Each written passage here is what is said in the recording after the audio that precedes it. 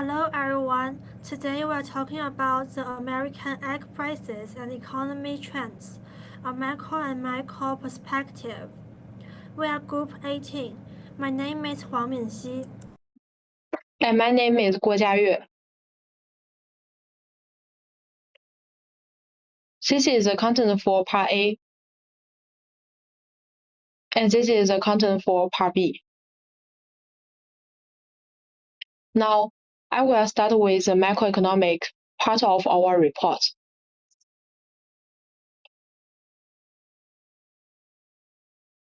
Focusing on the sharp increases in egg prices in the United States in 2024. Within just a few months, the price of a dozen eggs rose from around $3 to $7.75.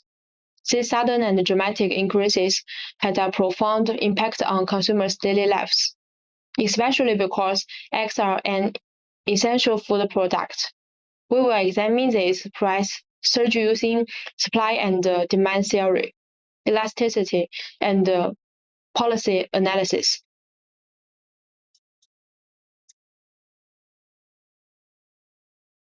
In macroeconomics, markets are explained by supply and demand. The demand curve slopes downward, the supply curve upward, and their intersection gives the equilibrium. A key concept here is price elasticity of demand. For eggs, demand is inelastic, so even sharp price increase lead to only small drops in consumption. This explains why prices rose so much without a large fall in demand.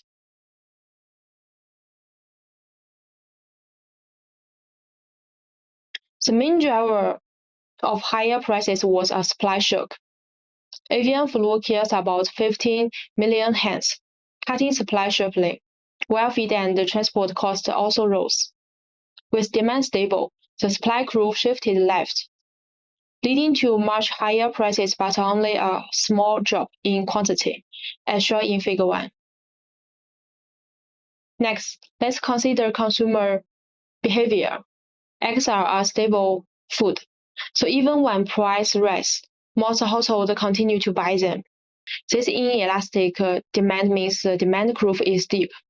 However, low-income households who spend a larger share of their budget on food are more affected. This shows that price shocks can worsen inequality and have broader social impacts. To ease the burden on consumers, governments often use subsidies, shifting the supply curve to the right and lowering prices. But subsidies have drawbacks. They add physical cost, weaken incentive for efficiency, and may distort markets. For example, U.S. farm subsidies are often criticized for encouraging efficiency, so while subsidies help in the short term, they can create long-term problems. To conclude the macroeconomic analysis, the surge in egg prices was mainly caused by supply-side shocks, such as avian flu and rising costs. Because demand for egg is rigid, prices rose significantly while consumption changed very little. Government intervention through subsidies can mitigate the impact, but also bring side effects such as fiscal burden, inefficiency, and market distortion. Overall, this case study illustrates not only the mechanics of supply and demand, but also the trade-off between efficiency, equity, and government policy. That's all for the Part A, and now I will hand over to the next section on macroeconomic data. Now, I will analyze the American macroeconomics.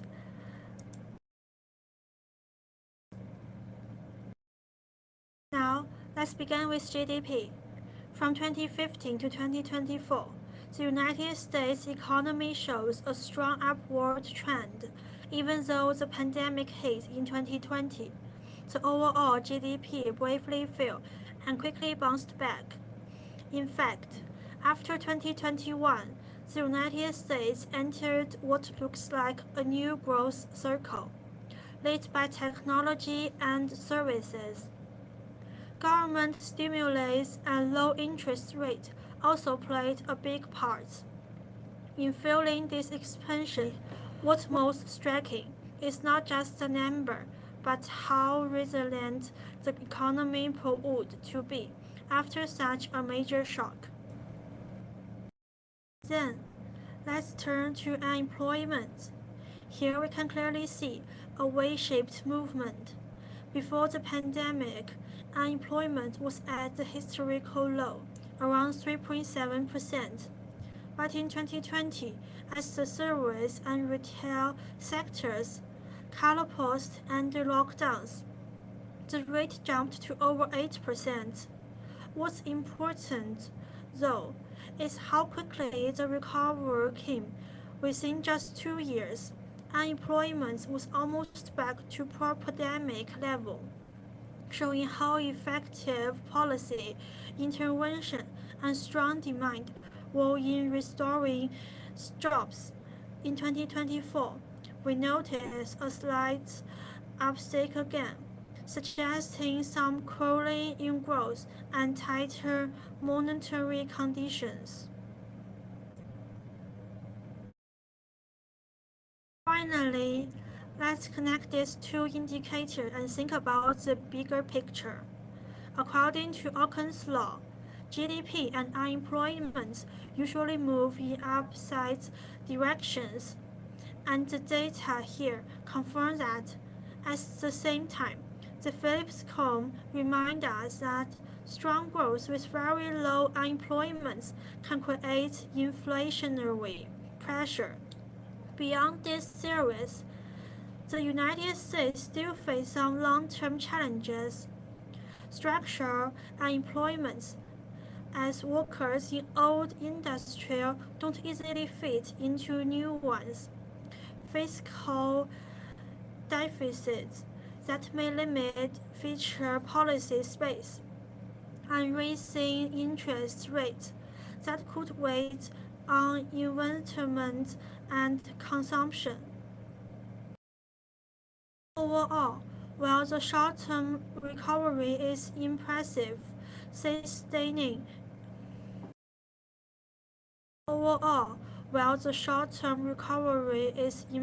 sustaining stable growth in the long run will be much more complicated.